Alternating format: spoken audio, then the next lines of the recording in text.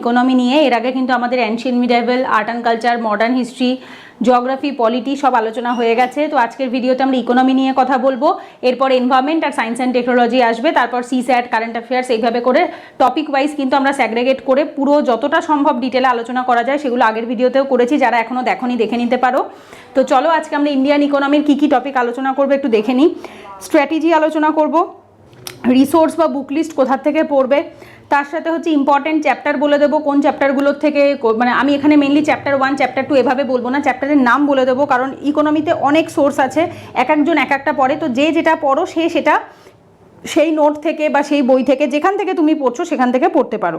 Day target দিয়ে দেবো, তার সাথে হচ্ছে কারেন্ট অ্যাফেয়ার্সের সাথে কিভাবে লিঙ্ক করবে সেটা বলে দেবো, ইকোনমিক সার্ভে এবং বাজেটকে কিভাবে আমরা ইউটিলাইজ করবো বা কতটুকু পড়বো সেটাও বলে দেবো। ম্যাপ আছে এখানে একটা, ম্যাপটা কিভাবে পড়বে, এমসিকিউ কতগুলো সলভ করতে হয়, প্রিভিয়াস ইয়ার কোশ্চেন কতগুলো বা কোথার থেকে